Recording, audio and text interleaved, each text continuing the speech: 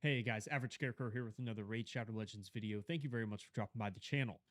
Today we're going to be doing a showcase on Soulless. This guy's a Void legendary champion, defensive base out of the Knights Revenant faction. He was just recently buffed, which is really cool because I was pretty disappointed when I pulled him, but this has happened a couple times now where I've pulled a legendary champion who wasn't that good.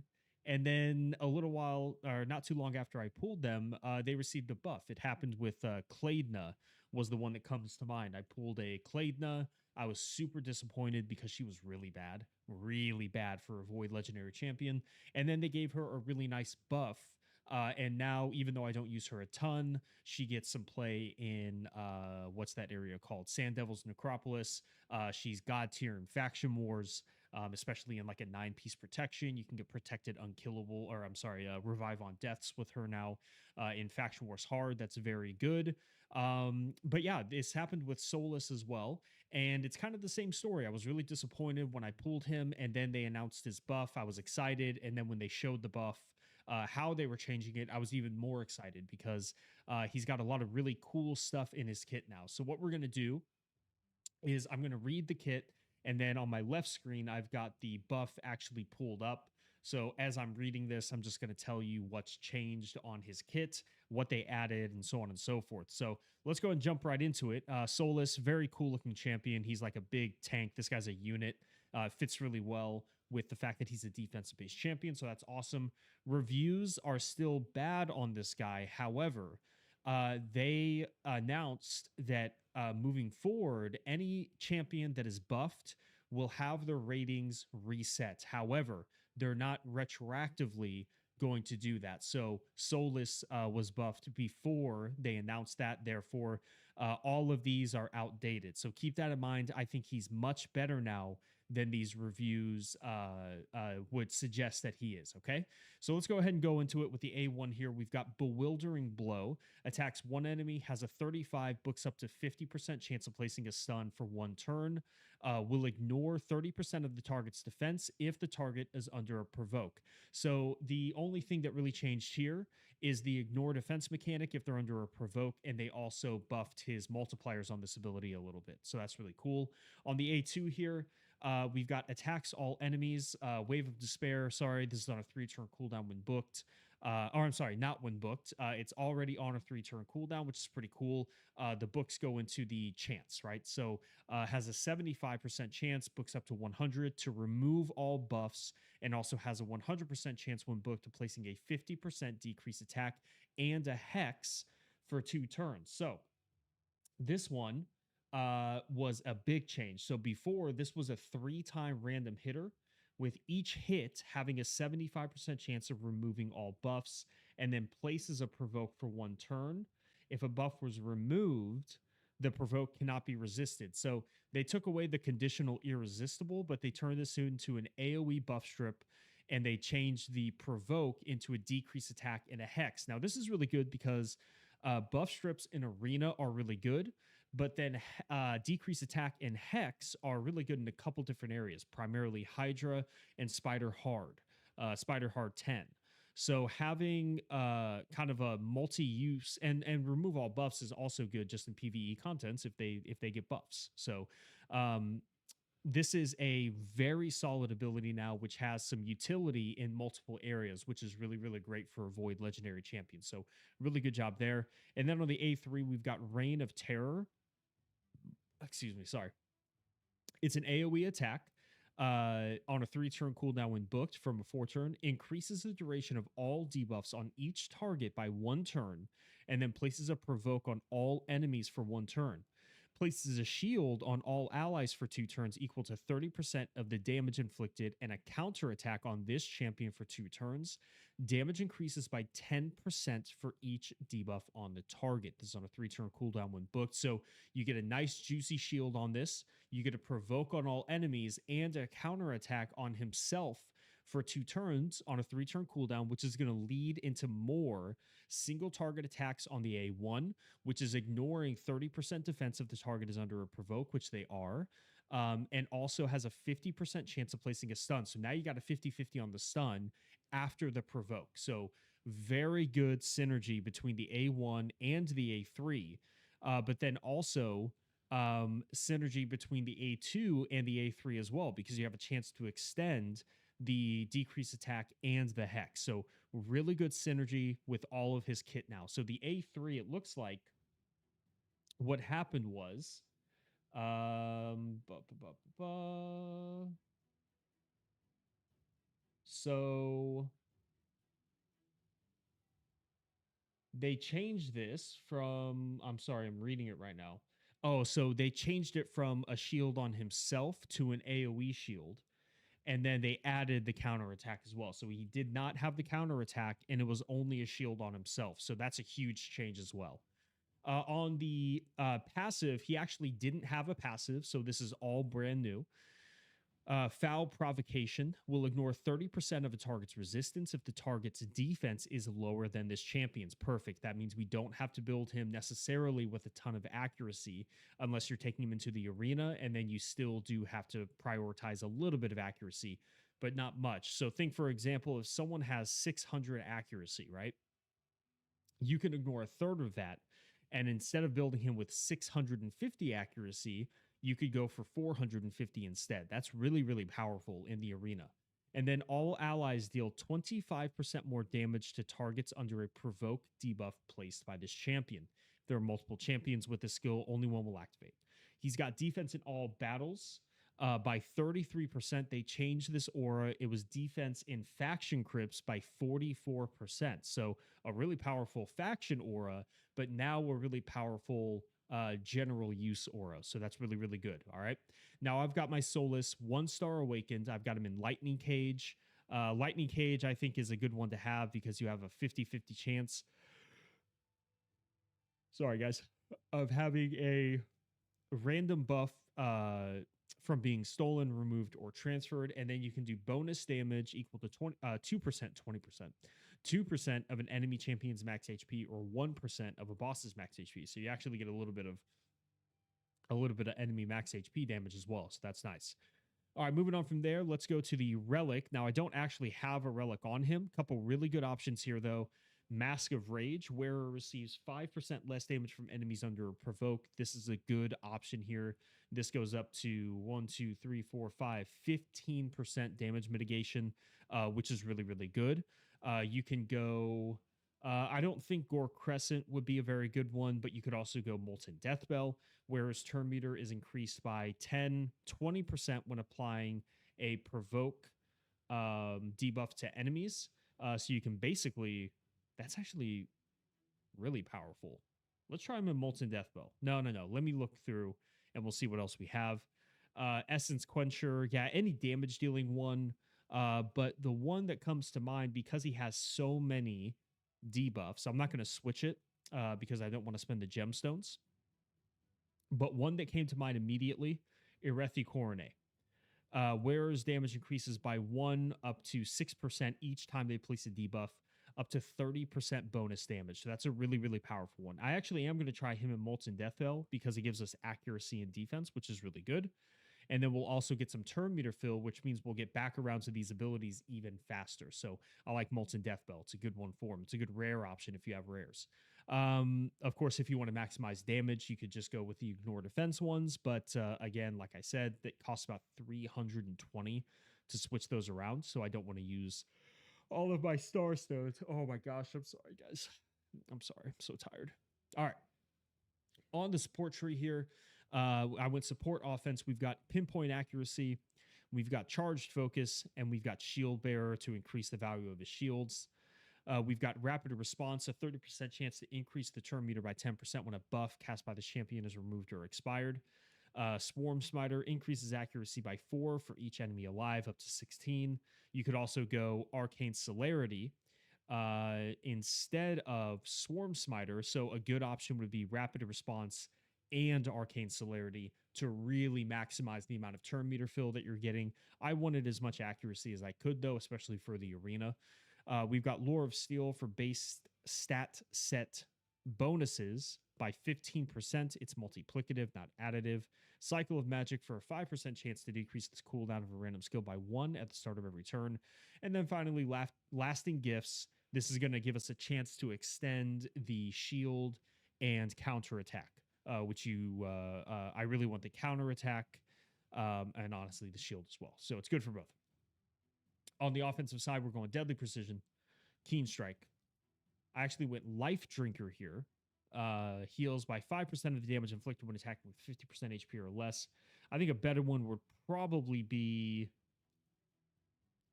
honestly, Whirlwind of Death would be a really good one here. But then I also went ahead and picked up Bring It Down, increases damage inflicted by 6% when attacking targets with higher max HP. Methodical, for stacking A1 damage across each round up to 10% bonus damage on the A1. That's our Ignore Defense one, so really, really good. Kill Streak for bonus damage, depending on how many kills we get, up to 12%.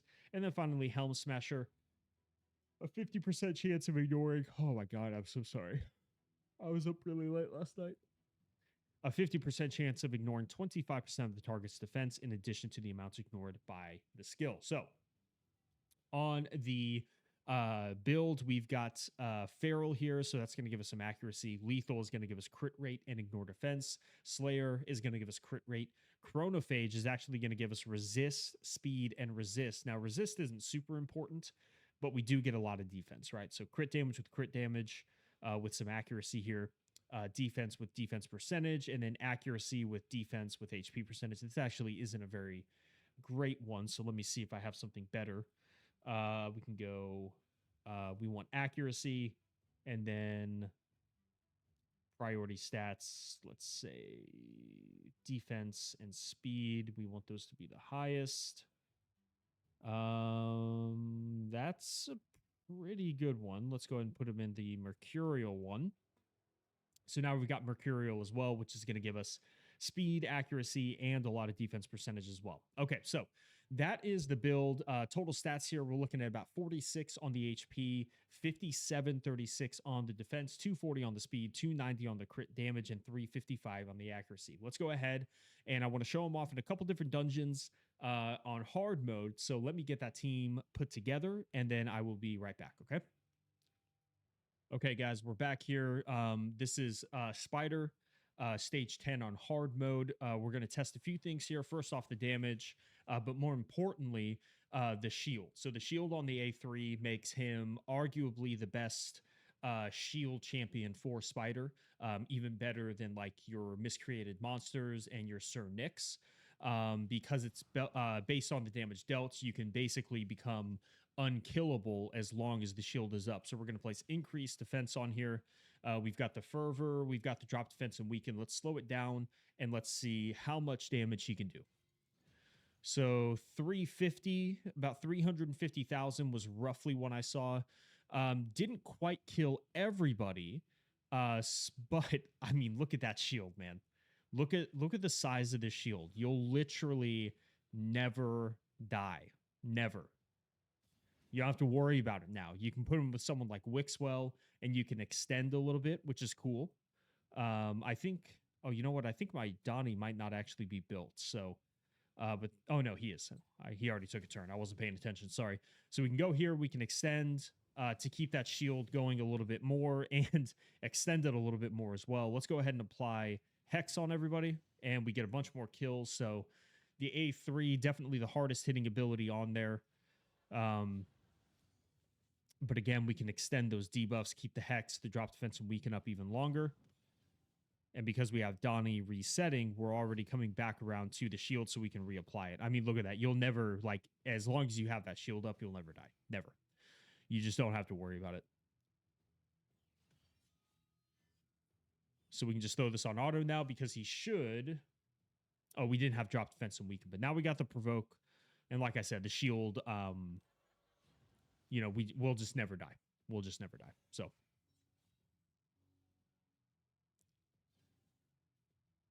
Ooh, unfortunately, the gets the heal off there.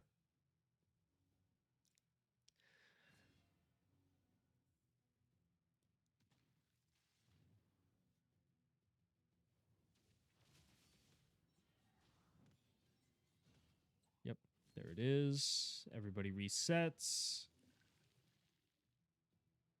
Yeah, it's a massive shield. I think it is now the best shield for Spider in the game. Look at that, 10 million damage coming out of Soulless. Absolutely busted.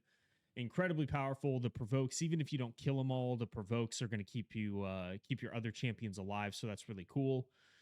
Let's, you know what? We can probably just run the same team. So let's go recently used first. We'll keep Soulless in as the leader. And let's see what this guy can do for damage on Dragonheart 10. We'll go to Ice Golem. We'll do pretty much all the usual dungeons. But then we'll test out Hydra and stuff as well. So let's slow it down here. We got increased defense, fervor. We've got drop defense and weaken. And yeah, about 200k, 150k. So honestly, not a ton of damage. But again, look at the size of the shield. Everyone's provoked. It's going to lead into, oh, there you go. That's a lot better. 300,000 on that one. So that's going to be the I forgot what I was going to say. I'm sorry.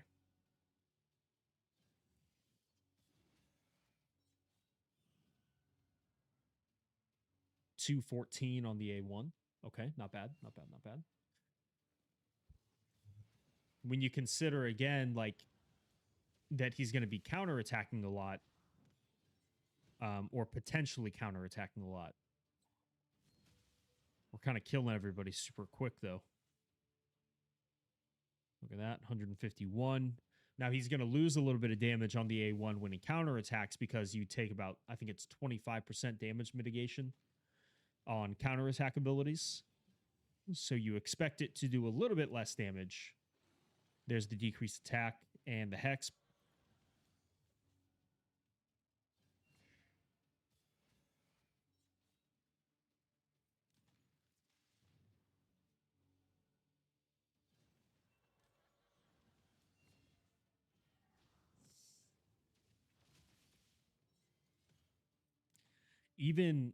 Even only attacking one enemy with that shield and you get an absolutely massive shield.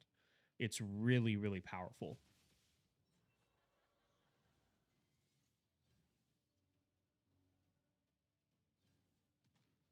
And he's doing decent damage as well. You know, he's a defensive-based champion.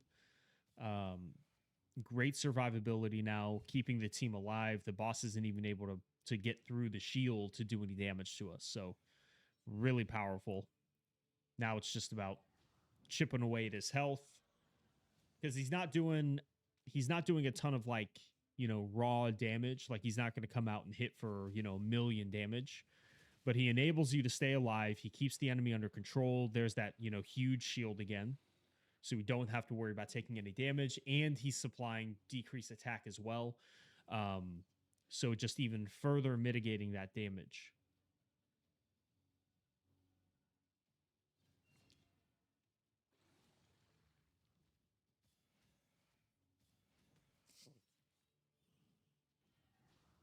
Even protecting us from the poisons as well. If he does place all those poisons, the poisons are just chipping away at the shield, not our health. So very, very, very good. I'm impressed with the survivability here. The big test will be Ice Golem. We're going to go into Ice Golem after this before we switch over to Doom Tower, because he's also very good in Doom Tower against the, you know what? Do I want to? No, I don't want that. I'll never use it. All right, Ice Golem, here we go. Ice Golem 10. Again, we'll just go recently used first. We'll throw it in on auto and see what they do.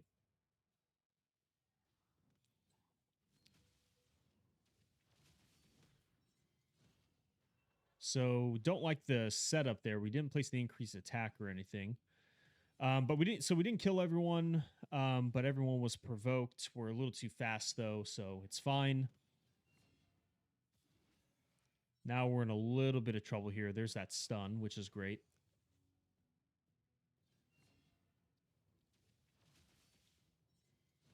There's the provoke. And then you can also see that turn meter fill is nice on the The relic as well. Look at that shield.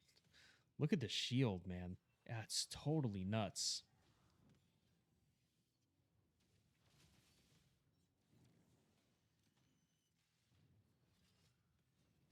Perfect. The decrease attack.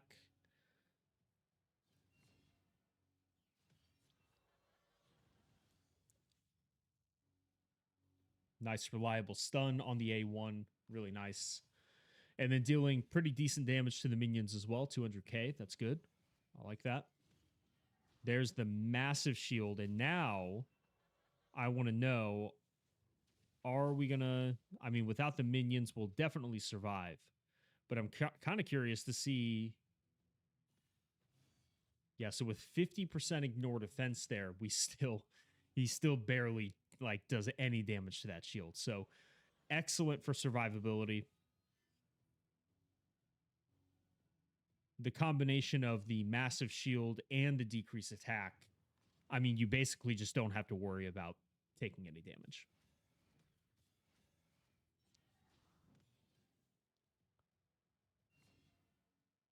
The only trouble we'll be in is if the shield falls off. So the shields are starting to fall off. Thankfully, he doesn't hit us with the big hit yet. There's the big hit, but it's fine. The minions are both down. And then you can see, even though everyone else took a pretty moderate amount of damage, his shield looks like it didn't even get depleted a little bit. So I'm actually going to... I want everyone to focus on him. I want to see if we can survive one of his big hits with 100% ignore defense.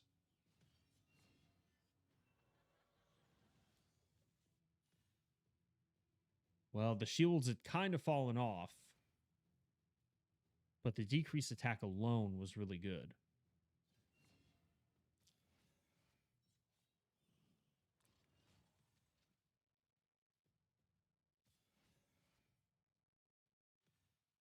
See, that's the bad luck. The shield had fallen off. The shield had fallen off, and then we get smacked around. So that's kind of a bummer. Thankfully, Glorious Palace stayed alive. Yeah, so as far as survivability goes, Ice Golem, that's stage 10 on hard mode. And we do a pretty decent job. The timing fell a little bit off there. But, you know, you can also fix that by having preset management, like, you know, prioritizing the A3, switching up Donnie a little bit so you can get back around to the shield a little bit quicker. Yeah, very, very cool. Very cool. All right. I think Fire Knight, the rest of them, obviously he can come in and be serviceable. The counterattack is fine, I think, for Fire Knight normal. Fire Knight hard, obviously, I probably wouldn't recommend using him there. Phantom Shogun is really just dependent on if you have a high awakening. So I think it's depending on your awakening, you might be able to use him there. Let's go into Doom Tower hard because he has a really strong provoke. So again, we'll just use the same team. Actually, you know what? Why don't we do a preset for this one? So we'll go here. We'll go here. We'll go here.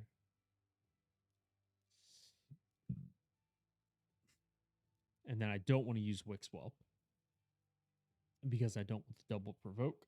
Sorry, I almost burped. Who do we want to use? We've got, he's kind of a damage dealer.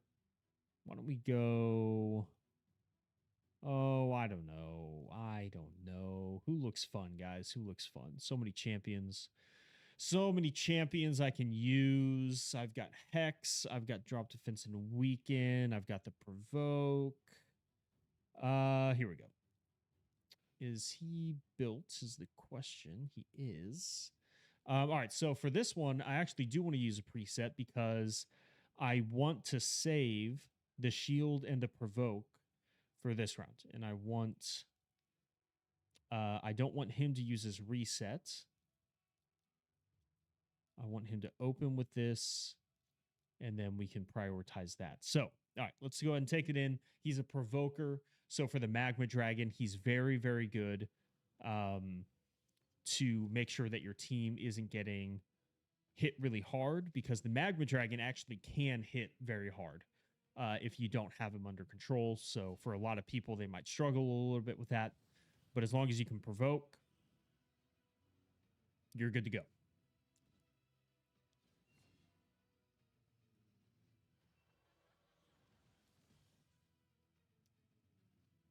Okay.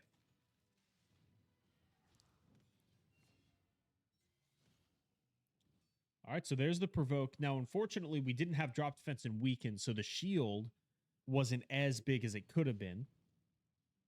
But it's fine, because we'll be able to come back around and we should be able to provoke again. Boom, look at that. Now we have a much better shield stacked on top of the magma shield as well. So, and he's doing good damage on the A1. Pelops is just busted. I have him in an insane build. So Pelops has over 400% crit damage and like 120,000 HP. So Pelops is in a pretty bonkers build. So I would expect him to outdamage. I would expect him to outdamage Soulless a little bit, but remember, Soulless didn't have increased defense, and also Pelops is 5-star awakened. So 1.1 million damage, gave us a nice juicy shield, kept the boss provoked.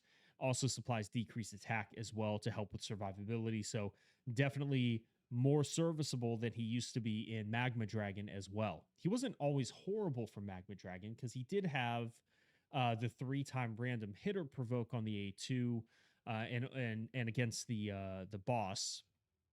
Against the Magma Dragon, there's only one champion, so you're basically getting 3 chances of provoke. So definitely not the worst, but definitely could have been a lot better. So, all right, let's go here.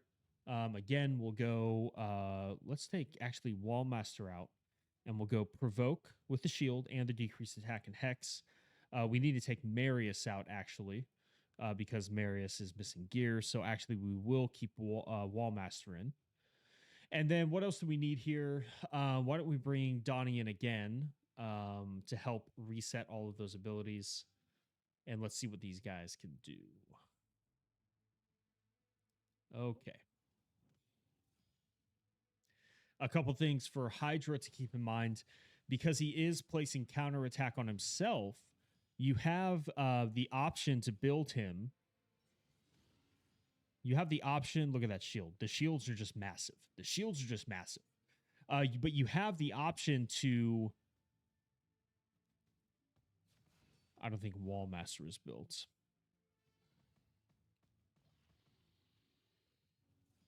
Yeah, Wallmaster is not built. Unless I just wasn't paying attention. He is not built. Let me throw Wallmaster in his build real quick. Sorry about that, guys. I apologize. It's so hard to keep track sometimes of who's built and who isn't. Oh, my other Wallmaster was in the Wallmaster build. Apologies, apologies, apologies. Anyway, what I was trying to say was because he has a counterattack on himself, you can also use him potentially as a mischief tank to so you can build him high resist, and you can make him resist the mischief head. So a really good option there as well. Let's go reset the Wallmaster. Now, unfortunately, we can't stun, but the counterattacks are nice as well. And then because we want to keep him provoked, we can reset. We can go back in, provoke, reapply the shield. No poison clouds go out. And then we don't need to reapply any of the debuffs because we're extending all the debuffs, which is really cool.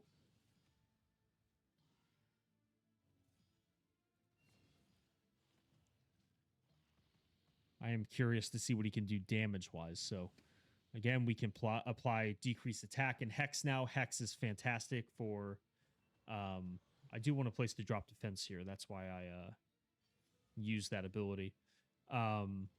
Hex is great for just spreading out damage a little bit in Hydra.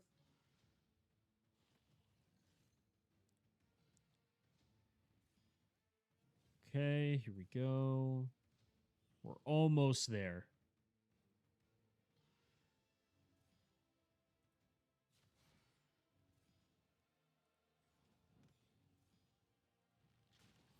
Perfect. Okay, that's what I wanted. Now we can place the drop defense and weaken, and now the shield should be absolutely bonkers, right? Because now we have decapitated heads with drop defense and weaken. Let's slow it down and let's see what this guy can do. No increased defense though, so I tend to forget this sometimes, and I apologize. But I sometimes forget to bring in like the damage multiplying buff. So he does not have increased defense, so keep that in mind here. So about 350 to 300,000 damage, but look at the size of the shield. So we don't have to worry about damage ever again with this guy, which is totally crazy. Let me do this now, because I don't think we actually need a reviver here. So let me bring in an increased defense champion. Someone like Freya might be good. Is Freya built? Yes, she is. So let's bring Freya in, and she'll be our increased defense champion to help us buff up his damage a little bit. So I apologize. I forget that sometimes. I'm trying to get better about it, but yeah, a little bit difficult sometimes.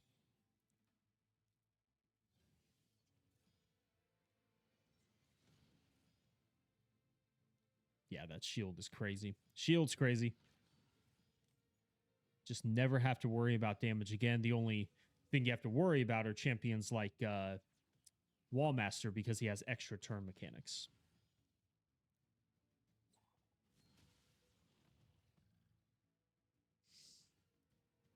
I do want to go ahead and apply the Hex here so that we can start chipping away at their health, extend those debuffs a little bit so that we don't have to use all of our abilities. Here we go.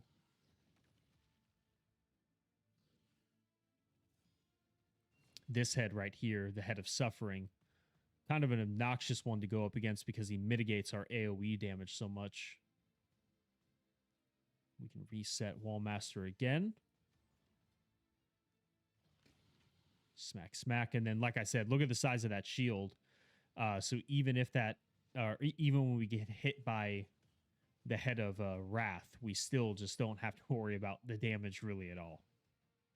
Protects us against the Pain Link buff or debuff, which is also great. And all right, so let's see what we can do here with the decrease attack or decrease defense and weaken. We do have increased defense as well, so we go in and we do about 347,000 damage on that ability. I do think that's solid for this champion. 347,000.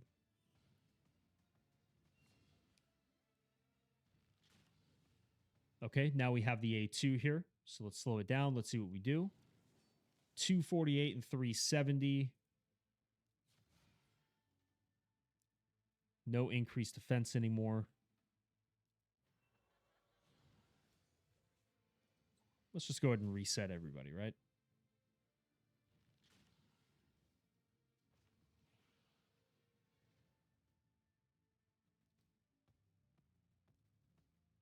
I just want to make sure that we have the increased defense up for this.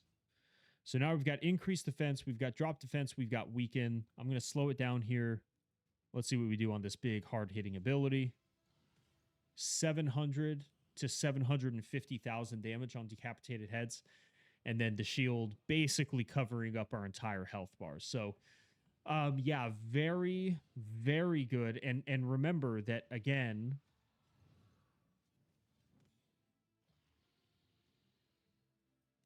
we have the Head of Suffering lowering our AoE damage by about 30%. So something else to keep in mind. But this is what I'm talking about here. So we don't have enough resistance, but we could theoretically turn Soulless into a tank for the Mischief Head. All right, so I think pretty solid. I'm going to go and let's end the battle. I'm not going to keep it, obviously, but I do want to see what he did damage-wise. So out of 29 million damage, we got about 8.5 coming out of Soulless. Wallmaster 18.5, enemy max HP, obviously not going to be able to keep up with that super well. But definitely serviceable on Hydra now. This team isn't even optimized. I was really just trying to see how much damage we could pump out. So serviceable in Hydra for sure, as a provoker, but also as like a little damage dealer as well. That passive is nice as well because you'll be able to kill that head a little bit faster, the provoke head, because you're going to do 25% more damage against it. So that's really cool. So I'm very impressed with Soulless right now. I do want to try him in a couple different areas. So we're going to go into Faction Wars real quick. Actually, I'll need to check to see if Faction Wars is open for Knights Revenant. But we'll go into Faction Wars if it is open. And then after that, we'll go into Arena. But the Faction Wars build and the Arena build are different. So I'm going to go switch them over real quick. And then we'll go into Faction Wars, okay? I'll be right back. All right, guys, I'm back. We're going to head into Faction Wars real quick, but very quickly, I just want to go over the build I've been using in Faction Wars. It's not necessarily a damage build. He can do a little bit of damage, but it's mainly to make sure that we don't have the counterattack and the shield taken away from us. So there are some champions in hard Faction Wars that can buff strip, which can be sort of tough to deal with. So I have him in 9-piece protection, which gives us a 75% chance to place protected buffs. And then we get a little bit of damage as well. It's only 5% more damage because he's going to be placing an AoE shield. So that's pretty nice as well. But I really need him fast. So we have him 271 speed in Faction Wars because I have it fully done. We get another 20 area bonus speed. So that's going to be 291 speed. And then we're going to be running him with Queen of Hearts. So let me go over total stats real quick. So 98, is that right? No, that's Empress. I apologize. I was going to say 90 is a lot. 49 on the HP, 42 on the defense, 271 on the speed, 147 on the crit damage, and 371 on the speed. So we're going to be running him with Queen of Hearts is going to be our drop defense. Mad Hatter is going to be our weaken. Shemnath is going to be our damage dealer. Versolf actually has an increased defense on all allies on a 5-turn cooldown, so that's pretty cool. And then he's going to be our provoker and kind of crowd control champion. So the thing about Faction Wars is actually the timing. You kind of need the timing to be. Oh yeah, see, so that's already a problem. I attacked the wrong person. You actually don't want to kill everyone too fast. So there's the stun on the ally attack, which is really cool. Now we can go in and provoke. Very, very cool.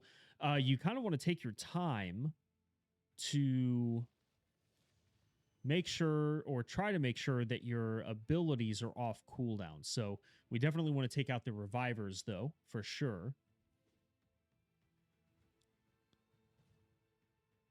Oh, and we get a sleep, unfortunately. So why don't we do this? Why don't we, because you're about to take a turn, we can take you out. We can just go AoE here. Why don't we just A1? They're going to get the revive. I think that's fine. We'll come in now with the AoE, get a couple kills. And are we going to have the provoke is the question. We are going to have the provoke, which is what we want. See, they got a Marius here. Marius can strip away your buffs. So we'll go increased defense, and then we'll provoke everyone. Perfect, and we get a nice juicy shield. Unfortunately, only a couple protected ones, though, but because we have the provokes out, we don't have to worry about them getting stripped away, at least not yet, by the Marius. And a little unlucky on the stuns as well. Let's see if we can maybe... Definitely want to take the Marius out. Perfect. So now there's a stun. That's what I like to see. And I actually would have preferred that they get a little bit of a heal so it would take us longer to kill them. But we are going to have the provoke on this wave. This is stage 20, by the way. I don't know if I said that. The last wave is crazy because they have Aragaz on that wave. Aragaz is absolutely bonkers, man. He's totally crazy. So I really want to land the stun here, which we do. Thankfully, we do land the stun. Now we can provoke, trigger his passive, and then the counter attack stuns him. So that's really good. We get the shield, which is really great. And we'll get some counter attacks here. Look at that, a stun. You replace the provoke with the stun. Very cool. And let's go AoE. Yeah, look at that. Look at how much damage he can do. Oh my god, it's absolutely crazy. Absolutely crazy how much damage he can do. I think we're going to end up losing this because of Aragaz. It is nuts how much damage he can do. We're going to lose this because of Aragaz. Look at how quickly Aragaz turns that fight around because of his passive. But I think you guys get the point. Although Aragaz kind of ruined that for us, a little bit of a bummer. You can definitely see the appeal of having Soulless on your team now because it really helps you to keep these guys controlled. I probably could have played that a little bit better, probably focused Aragaz a little bit more before going in and nuking everybody, but it is what it is. Stage 20 of hard mode is very tough. Oh my gosh, I'm sorry, guys. I'm so tired. But we almost get the job done there. Almost get the job done. I'm not going to spend too much longer on it. Give me a second, guys, so I can get him in his arena build because I do have a separate build for arena as well. So just give me 1 second. I'll be right back, and then we'll jump into arena, okay? Okay, guys, we're back for the final part of the video. We're going to go into Classic Arena. We're just going to test him out a little bit, see what he can do. I would recommend probably, it is going to depend if you are going to build this guy. It's going to depend based on what you need. You might need a control champion. You might need a damage dealer for your arena team. He can serve both of those roles. So he can come in, he can be your nuker. I would suggest Stone Skin Lethal, Stone Skin or Cruel for something like that. But for me, I'm going to be using him in Mercurial. I'm going to try to use him as a provoker, as a controller, and potentially a buff stripper as well. With a counter attack, which can lead into more stuns, the Mercurial is going to help us stay alive longer to be able to do that. So 9-piece Mercurial, giving us 3 stacks of total guard. And then when those run out at the end of his turn, he gets to replace it with 1 more stack. So good for survivability, gives us speed and all the good stuff. So on this build, it's about 3,200 on the defense, 294 on the speed, 437 on the on the accuracy. And then we've got about 130% on the crit damage. So we're not going to be getting like a ton of damage. We're not going to be doing a ton of shields or anything like that. It's really just about control. So we're going to run him with an Arbiter team. We can turn meter boost. So like here, for example, really good because you have the option to either provoke or buff strip. We don't need to buff strip anything. So we can go in and now we have basically the whole fight under control. Except for the one that we would want to provoke. We must have gotten wanded there. And now we can get rid of those debuffs, place decreased attack. And that's pretty much it, right? So even if he gets another turn off, which he won't, he's not going to be able to deal as much damage because of that. So, okay, moving on from there. Again, no stone skin, so we can just go turn meter boost into provoke. And we do provoke everyone that time, which is really cool. So even if they get a turn, she won't be able to revive here. Then we get the counter attack. Unfortunately, no stun on that. So not bad so far. Obviously, we want to be careful of Fabian teams. We can't provoke him. And he's under block debuffs anyway. So instead, block debuffs there as well. So actually, I do want to provoke just because, and we get wanded, of course, which is great. Yep, there's the provoke into the stun. That's really cool. Wand of Submission, a big issue for this guy. Now we have to deal with the Fabian. Yep, let's go ahead and cleanse those pesky guys off, and then we can just finish them off with the Marius. So, yeah, a couple counters to this guy. Wand of Submission, a big counter to Soulless in the arena. What am I thinking? Fabian's, getting locked out. Obviously going to be a big counter here. And now, as long as we can live, which we can't, Marius is a little too quick. So this team a little too fast for us. That's a fast Arbiter, man. It's got to be, I think my Arbiter is right around 400 speed, 430. Yeah, so about 440 speed Arbiter. It's fast Arbiter. These teams, honestly, I was hoping to see a little bit more Mercurial. Nice. We get the stun there. Really cool.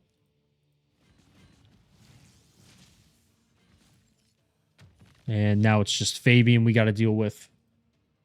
Super obnoxious champion Fabian. I was hoping to see a little bit more Mercurial here because he's actually pretty decent against Mercurial because of the counterattack. He can just slowly kind of chip away with a counterattack at those Mercurial sets. So a little bit bummed out that we don't get to see, or we're not seeing more Mercurial. But we can. Yeah, again, I think I just want to provoke here. The provoke got cleansed. So we placed the provoke, but then the provoke was cleansed. So that's a little weird. Nice. Placing stuns all over the place. Love to see it. Let's just go here. Okay. Got to be careful of the Hefrack. So we definitely should have tried to remove that stone skin. I just saw the lightning cage and I was like, I don't know if I'll be able to. We do that time. So now we can go in. Why didn't Donnie get a turn that time? What changed? Anyway, doesn't matter. So we remove the stone skin, take care of him. So a couple different ways you can play it there. Probably going to have some stone skin here as well. Shocker. Color me shocked. But I'm not too worried about this one. I do want to try to provoke here. We do get all 3 provokes. Perfect. Now we can go in here.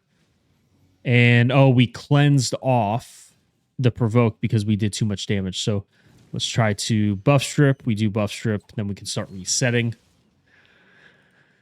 Turn meter boost again. Try again to get rid of... Nope, just a high resist. Yeah, really high resist. Oh, he's probably got a ton of defense. And because he probably has more defense, what am I thinking?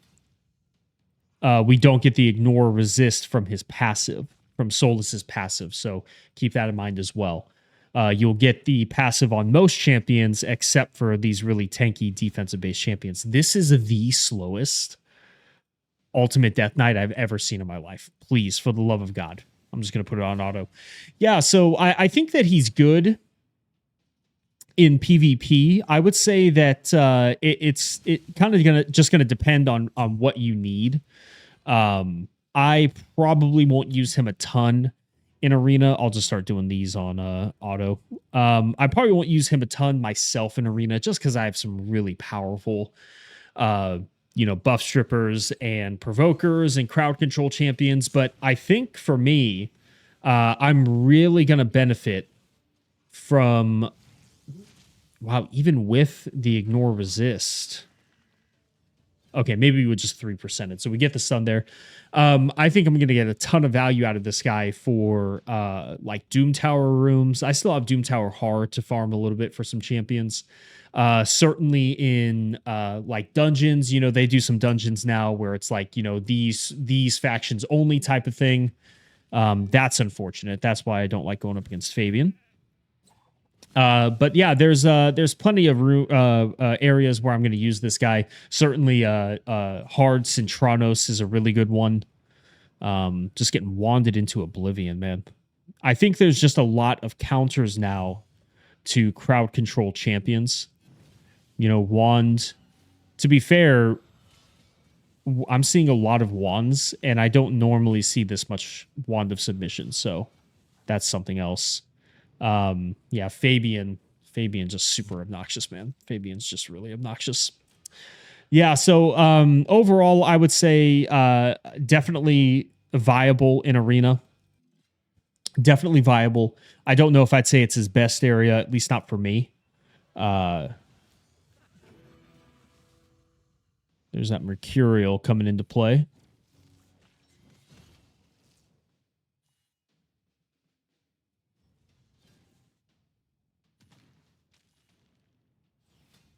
And you can see a lot of people running with Feral, a lot of people running with Mercurial, a lot of people running with Stone Skin. So it can be hard to place those provokes. Now the counter attack is still nice, but without the provoke, you're seeing and actually like right there, that's something else to call out, which is why if you have 4 Stone Skins up, right? Why would he not auto to the A2? You know what I mean? So if I go in here again, we'll take it off auto. I'll do this last fight and then we'll call it.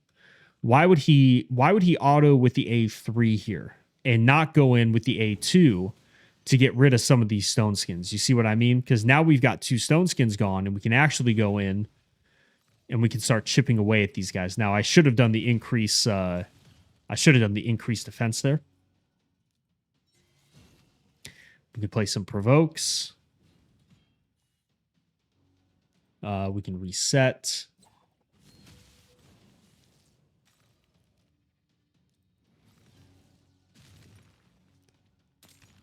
Yeah, we're just going to get CC'd into oblivion.